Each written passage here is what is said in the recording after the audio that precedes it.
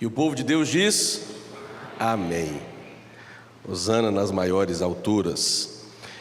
Meus irmãos, a pregação dessa noite é uma pregação que a pregarei essa mensagem pela segunda vez. Embora no decorrer desses 18 anos de ministério já tenha pregado nesse texto por diversas vezes a juventude, com foco sobre o pecado sexual de Davi, mas revisitando novamente esta passagem, o Senhor trouxe uma nova perspectiva, um outro ponto de vista que eu gostaria nessa noite, portanto, de compartilhar com os irmãos. E, portanto, eu convido para que você abra a sua Bíblia, o segundo livro do Samuel, profeta Samuel, no capítulo 11. Nós vamos ler do verso 1 ao verso 5 a princípio, porque durante a mensagem, a pregação, iremos fazer a leitura de outros textos dessa porção. 2 Samuel, capítulo 11, de 1 a 5.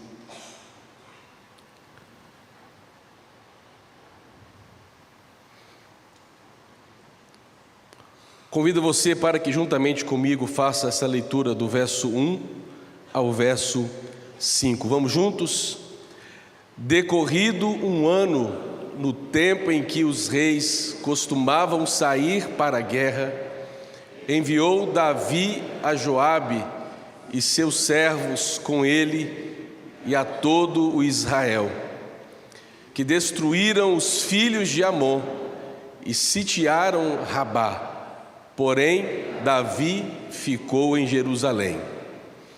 Uma tarde, levantou-se Davi do seu leito e andava passeando no terraço da casa real. Daí viu uma mulher que estava tomando banho. Era ela muito formosa. Davi mandou perguntar quem era. Disseram-lhe: é Batseba, filha de Eliã e mulher de Urias, o heteu. Então enviou Davi mensageiros que a trouxessem. Ela veio e ele se deitou com ela. Tendo-se ela purificado da sua imundícia, voltou para sua casa. O verso 5 não está na projeção, mas eu quero ler. A mulher concebeu e mandou dizer a Davi: eu estou grávida. Feche os seus olhos mais uma vez, vamos orar. Senhor, entregamos a nossa mente, o nosso coração, para que neste momento não haja em nós nada que venha concorrer, ó Deus, com o foco e a dedicação que devemos colocar agora para entender a palavra que o Senhor nos traz nessa noite, e que o Teu Espírito Santo ilumine os nossos pensamentos, para que sejamos todos nós edificados pelo poder da Tua palavra, que saiamos dessa noite, deste lugar, deste encontro, deste culto, completamente diferentes da forma como nós entramos aqui. Essa oração nós fazemos em nome de Cristo Jesus, o nosso Senhor e Salvador. Amém.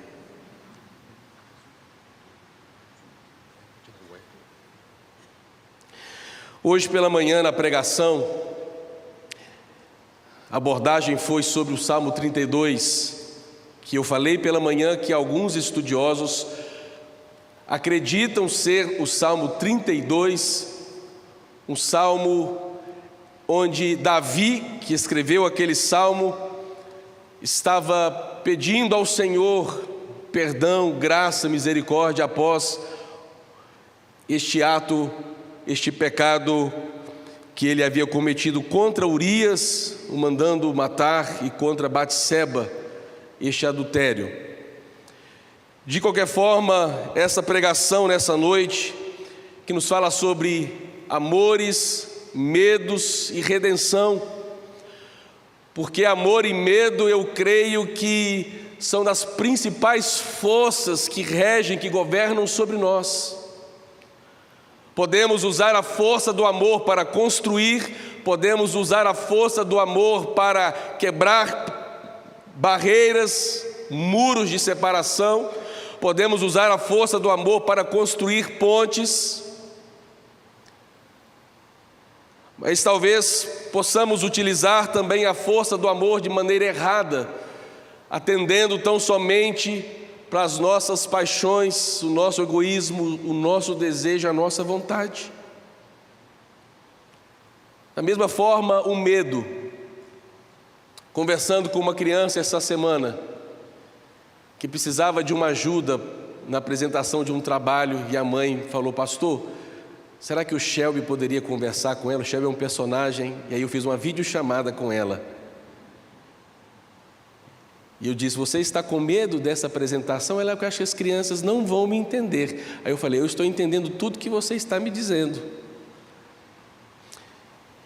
E aí, falando sobre o medo, ela disse: mas o medo também é bom, não é verdade? Porque, por exemplo, se aparecer aqui uma cobra, um leão, a gente vai ficar com medo e nós vamos fugir. Eu falei: é verdade. Eu falei: só que o medo não pode te escravizar, o medo não pode te aprisionar. E essa é a grande diferença. O medo é um dispositivo que Deus nos deu para que possamos exercer no momento oportuno a prudência. Devemos avançar, devemos permanecer, devemos falar, não falar, qual deve ser a nossa reação. Mas o medo, ele pode ser também usado como instrumento de escravização, no sentido de que as pessoas, quando são escravizadas pelo medo, não conseguem romper, não conseguem sonhar, estão ali dominadas talvez por um pecado. Pastor, a minha vida não rompe. Pastor, as pessoas prosperam, não vejo prosperidade em minha vida, em minha família. O medo nos aprisiona. Eu conversei certa vez com uma mulher ainda no tempo do seminário. Ela entrou para uma conversa e disse: eu gostaria muito, aqui nos meus 50 anos, de completar e concluir o meu curso de piano, mas eu não consigo concluir, porque todas as vezes que eu vou para a aula, eu ouço a voz da minha mãe dizendo assim: você não vai dar em nada, você não presta, você não é ninguém. O que aquela mulher aos 50 anos estava reconhecendo é que ela estava sendo uma prisioneira do seu medo, do seu passado. E Davi, ele foi duramente advertido por Natã, porque ele deu vazão ao seu amor, mas ele foi aprisionado pelo seu medo. E o Senhor restaurou a vida de Davi. E nós nessa noite vamos conversar sobre isso. Primeira coisa que eu quero que você guarde no seu coração, primeiro princípio, que os desejos egoístas sustentam a nossa carnalidade e nos distanciam dos propósitos de Deus. Os nossos desejos egoístas sustentam a nossa carnalidade e nos distanciam do propósito de Deus. Olha, o verso 2 diz assim: e aconteceu que numa tarde, Davi levantou-se da sua cama e andava passeando no terraço da casa real. E dali viu uma mulher que estava tomando banho. Ela era muito bonita. O verso 2 nos traz essa informação, mas o verso 1 do capítulo 11 nos traz uma informação que é agravante, porque diz assim: decorrido um ano, no tempo em que os reis costumam sair para a guerra, Davi enviou Joabe, seus oficiais e todo Israel. Mas no final do verso 1 diz assim: mas Davi ficou em Jerusalém. Essa atitude de Davi como líder não era definitivamente a postura correta que alguém esperava de um líder, de um rei. Porque antes dele, ele tinha exemplos, o exemplo de Saul, que ia em todas as batalhas, e todos os reis de todas as nações iam para as batalhas, certamente protegido pelo seu exército, seu povo. Não sabemos porque o texto não nos traz essa informação, mas na minha leitura, eu posso imaginar que nesse momento, nessa ocasião, se Davi escolheu ficar no palácio, enviando Joabe em seu lugar, porque já havia o pecado nascido em seu coração. O que ele pensou? A oportunidade que eu tenho de estar só. Os homens irão para a guerra, e aquela moça que eu já tenho observado, vou procurar saber quem é, porque eu quero saciar os meus desejos. É isso que o pecado faz conosco. Quantas vezes traz à sua memória que você planejou pecar, programou o seu pecado. Isso nos aponta um coração endurecido, de alguém que reconhece o lugar de Deus, mas ainda assim insiste em permitir que não a vontade soberana de Deus, mas a nossa própria vontade e o nosso ego reinem sobre a nossa vida. Portanto, quando o texto nos traz a informação no verso 2, que numa tarde Davi se levanta do seu leito, andava passeando no terraço, e ele viu uma mulher que estava tomando banho, e ela era muito bonita. Aqui não está apenas, meus irmãos, o pecado que Davi estava prestes a cometer, que seria o pecado sexual, o adultério. O que na verdade eu trago neste primeiro ponto, nessa primeira lição, é sobre a intenção do coração de Davi. Eu não sei qual é o seu pecado, eu não sei o que tem te aprisionado, mas a verdade é que todas as vezes que nós escolhemos inclinar a nossa alma para o pecado, para o lado oposto ao Espírito Santo, nós vamos sustentar e alimentar a nossa carnalidade. E o apóstolo Paulo diz que a inclinação para a carne é morte, mas a inclinação para o Espírito é vida e paz. O que você tem escolhido? Antes de Davi pensar em se deitar com aquela mulher, o seu coração já estava inclinado ao pecado.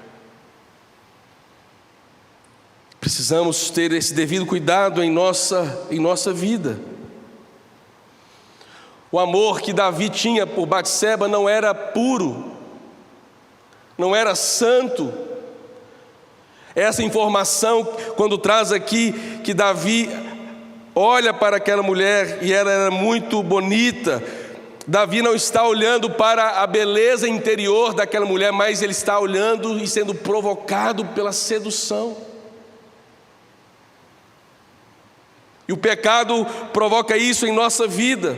Ele nos cega, nos afasta dos princípios da palavra de Deus, e eu e você precisamos reconhecer quais são os nossos limites, para que quando nós observarmos que estamos prestes a pecar, que estamos prestes a agredir a santidade de Deus, que possamos recuar, que possamos retroceder, assim como fez José, que era dia após dia sofria as tentações da esposa de Potifar, e ele olhou para aquela mulher e disse: eu não posso estender as minhas mãos sobre você, porque em primeiro lugar, tudo que o seu esposo, o seu senhor, o meu senhor me colocou a autoridade nessa nação, ele confiou a mim. Eu não posso trair essa confiança. E segundo, eu não posso pecar contra o meu Deus. O pecado nos leva a esse confronto, e por isso Davi permitiu que esse desejo carnal o cegasse. Ele esqueceu da sua posição como rei, ele se esqueceu da sua posição de um líder levantado por Deus. para saciar o desejo da sua carne. Cuidado com os seus desejos pessoais e egoístas. Cuidado com as inclinações do seu coração. Jesus, ele veio para nos trazer a liberdade e através do seu Espírito que possamos andar em novidade de vida. A cena que eu tenho em minha mente todas as vezes que eu penso nessa redenção, na libertação ou na escolha de alguns em permanecer no estado de um escravo, eu penso assim: todos nós pecadores, todos nós no mercado da escravidão.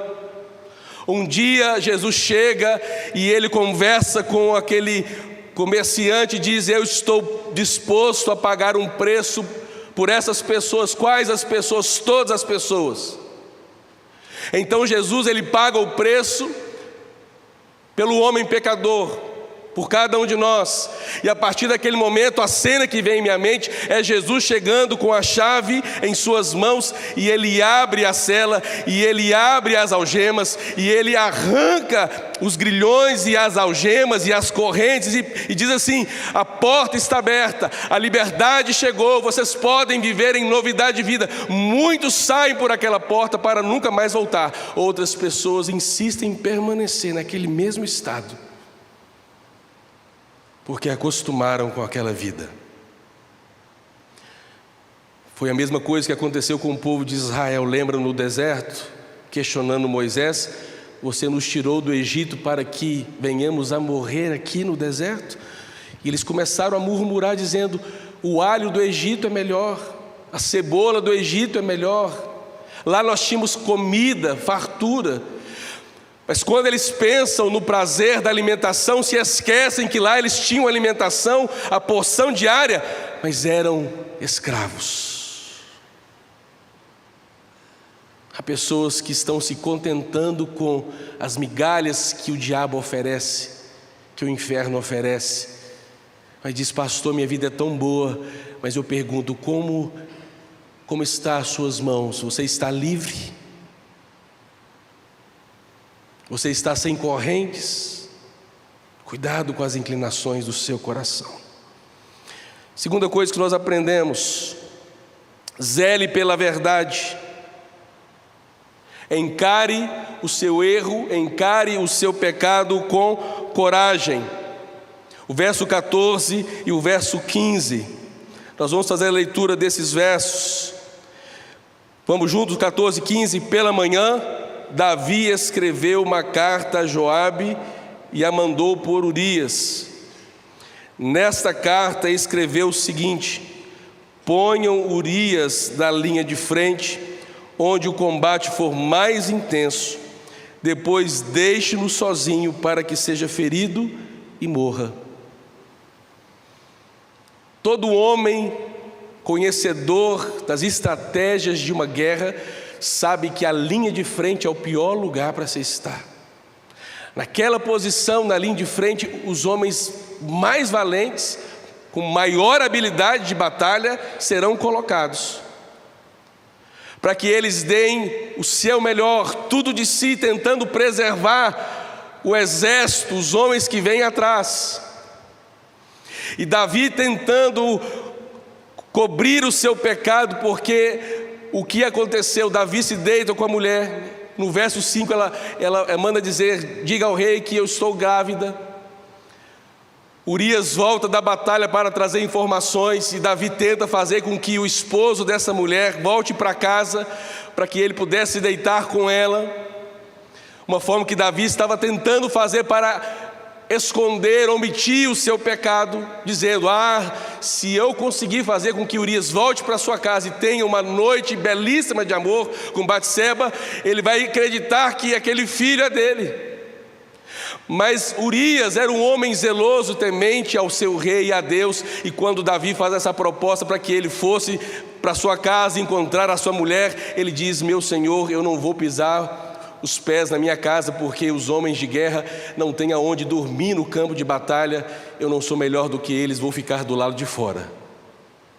E ele não entra. Os planos de Davi foram frustrados. Deus já estava trabalhando para trazer à tona aquele pecado omitido. O segundo passo, Davi, já que ele não foi para casa e não se deitou com a sua esposa, eu vou mandar uma carta. E ele entrega essa carta a Urias. Urias mesmo leva aquela carta e entrega. E ali estava decretada a sua morte, onde o rei Davi fazia a seguinte determinação: ponha Urias na linha de frente, para que ele não resista e morra. Percebe como o pecado vai nos envolvendo? Em mentiras, enganos, falsidades, dupla personalidade, porque começamos a agir de acordo com uma pessoa que não nos representa. O pecado começa a trazer em nós essas marcas distorcidas. E aquele homem, aquela mulher santo, aquele jovem consagrado, começa a perder então aquele brilho, o reflexo da glória de Deus, porque as trevas, o pecado começa a reinar. Já não há lugar mais para a intimidade, para a profundidade com Deus. O que existe são trevas. Um pecado chamando outro pecado. Cuidado com o seu coração, com as suas escolhas. E aqui Davi estava com medo da exposição, do julgamento público. Davi estava com medo da perda da sua reputação, da sua honra. E esses medos fizeram com que ele tomasse essa atitude calculada e profundamente errada. Mas tudo isso afastou Davi desse caminho de Deus. E Davi, ao tentar, portanto, meus irmãos, esconder o seu pecado, ele demonstrou que o medo pode nos levar a decisões destrutivas. Cuidado com a sua vida, cuidado com as suas escolhas, cuidado com o seu pecado. Aliás, o pecado que você comete, guarde isso, ele não afeta apenas a você, ele atinge as pessoas que estão ao seu redor, ele atinge a sua comunidade de fé, ele atinge as pessoas da sociedade. Como assim, pastor? É o meu pecado que eu faço em oculto, que eu faço em secreto, mas as consequências que vêm do nosso pecado, elas são desastrosas. E como águas sem controle saem destruindo tudo aquilo que foi edificado. E aquilo que você levou tempo para edificar e para construir, em uma fração de segundos, não existe mais. As escolhas que nós fazemos.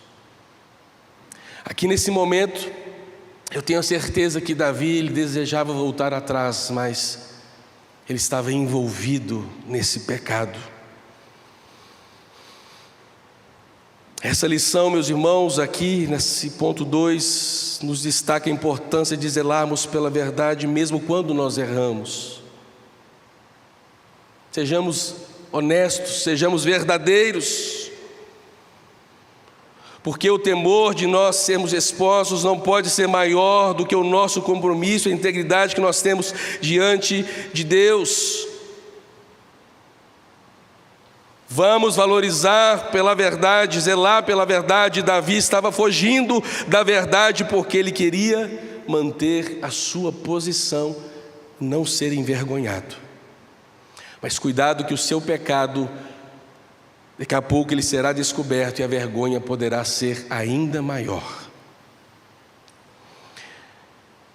Eu não estou aqui essa noite fazendo uma pregação para colocar um medo sobre a sua vida, mas como um servo de Deus,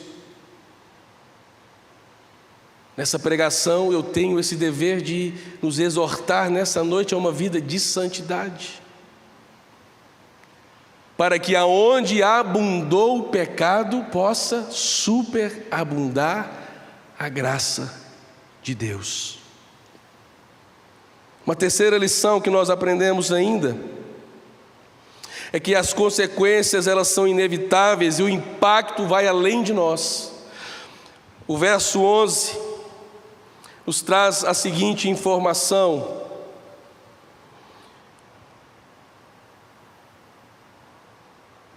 o verso 11 mesmo, é o capítulo 12, o verso 11, porque do capítulo 11 a história também dá um salto para o capítulo 12. Então no capítulo 12, no verso 11, nós encontramos o relato seguinte: assim diz o Senhor, eis que da tua própria casa suscitarei mal sobre ti. A essa altura, Batseba estava grávida, a essa altura Urias havia morrido na batalha, a essa altura Deus levanta Natã e Natã vai ao encontro de Davi. E ele começa a trazer uma história, contar uma história para o rei, dizendo: ó rei, havia um homem muito simples que possuía uma cordeira, e essa cordeirinha era a cordeira do seu coração. Mas havia um senhor que possuía muitos animais. Mas um dia, ó rei, aquele homem, aquele senhor, ele pediu que fosse arrancado da mão daquele homem simples a cordeirinha, a única que ele tinha. E a essa altura da narrativa, Davi ele vai ficando irado, cada vez mais irado, e Davi começa a dizer: nós precisamos mandar esse homem repor todos os danos sofridos a este pequeno homem que tinha a sua única cordeirinha. E o profeta Natã, trazendo essa história, esse exemplo, ele diz assim: não, rei, não estou falando sobre um animal, estou falando que você é este homem que pecou contra o Senhor, porque você cometeu adultério com a única esposa que Urias tinha. Você é o pecador. E o profeta Natã começa a falar sobre as tragédias que viriam como decorrência daquele pecado. A espada não se afastará da sua casa, seus filhos se levantarão contra você. E foi justamente isso que aconteceu, porque na família de Davi, aquilo que Davi, e Deus fala através do profeta, perceba, Deus fala para Davi assim: aquilo que você fez em oculto, os seus filhos farão à luz do dia, porque era uma palavra de profecia, porque quando Absalão quis retirar e arrancar Davi, o seu pai, do trono, Absalão, ele conseguiu alguns homens aliados, e ele veio então para entrar e retirar Davi do trono. Quando Davi fica sabendo que Absalão está vindo com aqueles homens, imediatamente ele prepara as coisas e ele foge para o deserto. Ele sai da cidade chorando, lamentando. Pessoas em cima das montanhas jogando pedras sobre ele, amaldiçoando a vida de Davi. Assim ele sai da sua cidade, deixando aquele momento de reinado. Absalão ele entra na cidade, toma as mulheres de Davi, e à luz do dia ele cumpre ali a profecia de Deus: aquilo que você fez em oculto, eu vou manifestar à vista de todas as pessoas, para a sua vergonha, consequência dos nossos pecados. O que o Senhor nos ensina aqui nesse ponto 3 é que aquilo que nós cometemos, ele vai para além do que nós imaginamos. Ah, meus irmãos, se o pecado fosse apenas algo contra nós, eu cometo o pecado e eu pago a culpa. Mas o que Deus está falando é que, assim como o pecado de Davi extrapolou a sua vida, porque atingiu o seu reinado, atingiu os seus filhos, e isso serviu para as gerações futuras de um mau legado que por ele foi deixado. O que Deus está dizendo essa noite: cuidado com as suas escolhas, cuidado com o seu coração, porque o que você tem desejado pode trazer destruição, não apenas agora, mas por gerações futuras. Lembra de Acã, quando Josué diz assim: nós vamos invadir a cidade de Jericó, e quando nós entrarmos na cidade, ninguém toque nos objetos consagrados, porque serão para o Senhor. Quando a muralha desaba, os homens de guerra estavam posicionados, e há o relato no livro de Josué que Acã, filho de Carmi, filho de Zabdi, filho de Zerá, da tribo de Judá, ele toma das coisas condenadas e ele pega para si e esconde debaixo da sua tenda. E aquele povo que venceu a batalha de Jericó, quando foi para uma próxima batalha em uma cidade e um povo menor, menos preparado para a guerra, os filhos de Israel saíram correndo da batalha, porque a mão do Senhor se havia retirado. E quando Josué estava lamentando: por que, Senhor, por que? Ele diz: coisas condenadas há no meio de vós. E Deus aponta e o pecado cai sobre Acã. E quando Josué chega para Acã, ele diz: meu filho, não omitas o seu pecado, mas conte agora o que foi que aconteceu. E Acã começa a relatar: quando eu vi uma capa babilônica, quando eu vi uma espada de ouro, eu cobicei, tomei e escondi, estão comigo. Naquele exato momento, porque era a lei daqueles dias de transgressão, Acã, todos os seus animais, toda a sua família foram levadas para o campo e ali foram mortos, apedrejados. O pecado que atinge a família, o pecado que atinge o povo de Deus. Cuidado com as suas escolhas. O pecado, mesmo quando perdoado, e louvado seja o nome do Senhor, porque estamos falando sobre culpa, sobre consequência, mas há perdão, há redenção do Senhor, há o sangue que foi derramado. Restará apenas a cicatriz de algo que, com a graça de Deus, não terá mais o poder de nos importunar e nos impedir de refletirmos a glória, a imagem e o poder de Deus.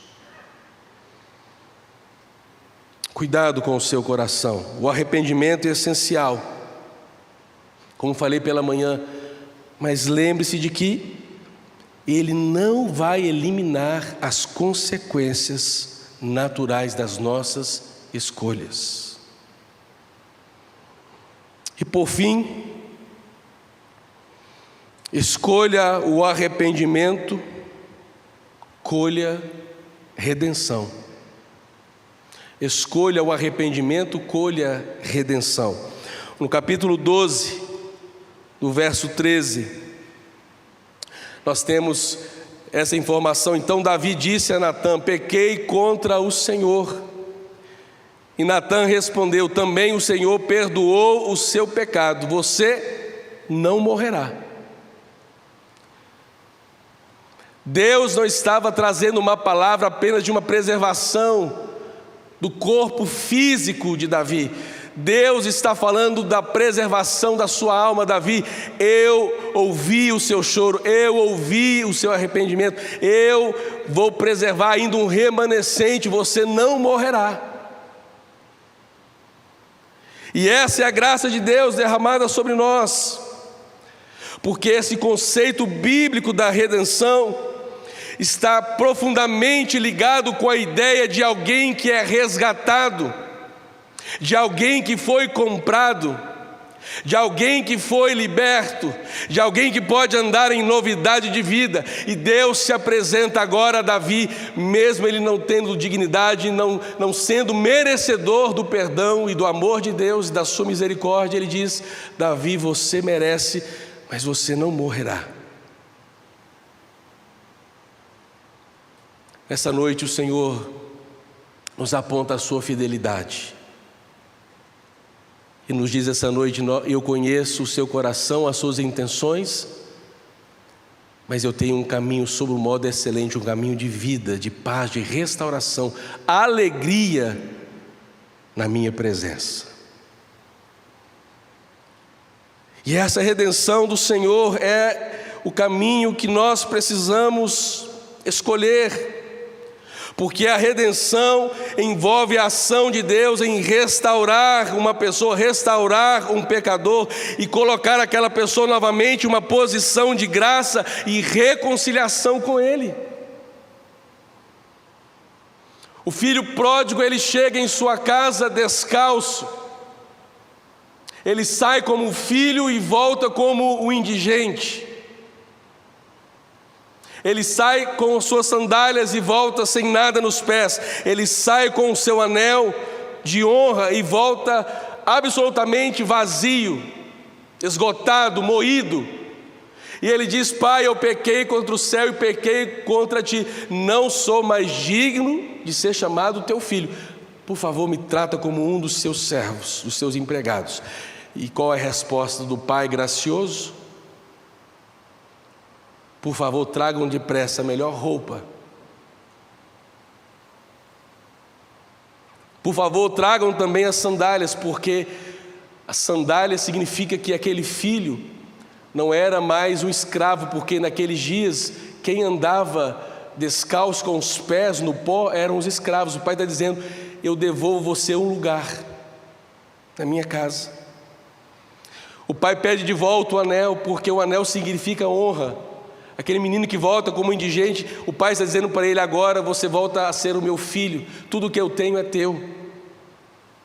Entre, vamos celebrar, vamos festejar, porque o meu filho que estava perdido foi encontrado, que estava morto, está vivo. E eles começaram a celebrar.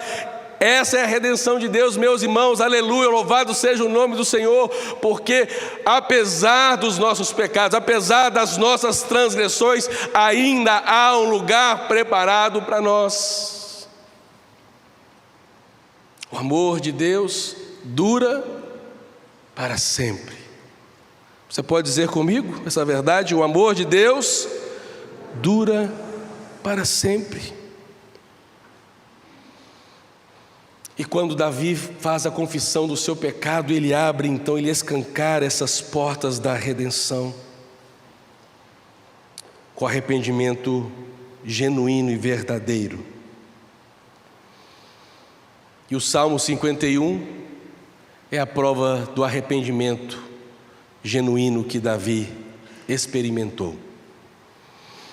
No Salmo 51, Davi fala assim: cria, Senhor, um coração puro em mim. Senhor, não afaste de mim o teu espírito, me devolva a alegria de pertencer a ti, me devolva a alegria da salvação. E quando há um arrependimento verdadeiro, somos acolhidos por Deus, porque o sangue de Cristo Jesus, o seu Filho, nos purifica de todo o pecado. Não importa a sua posição, não importa o que você venha cometendo, há lugar para você na mesa, há lugar para você debaixo dessa graça, dessa redenção maravilhosa do Senhor.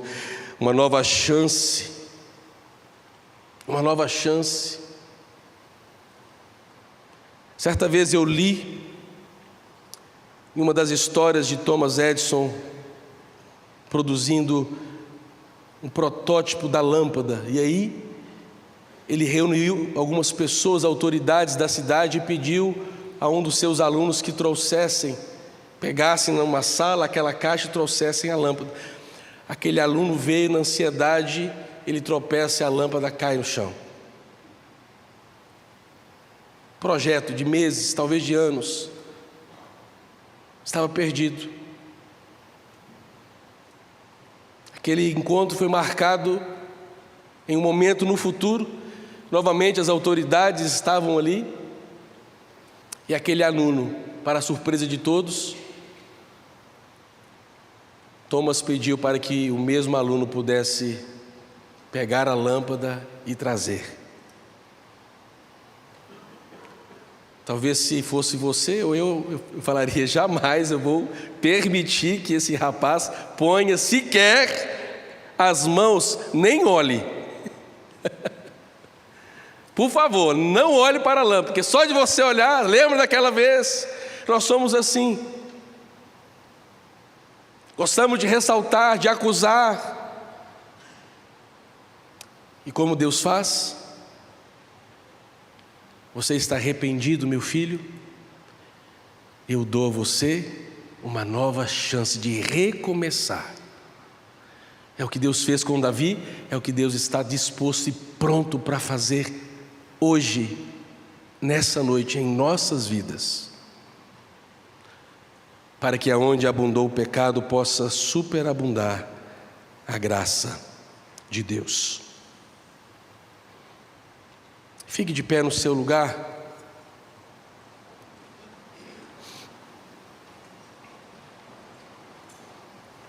Eu convido você para que, enquanto estivermos cantando o próximo cântico, que fala sobre a meditação do nosso coração, sobre as nossas palavras, que sejam os nossos pensamentos para a glória de Cristo, as nossas ações para a glória de Cristo.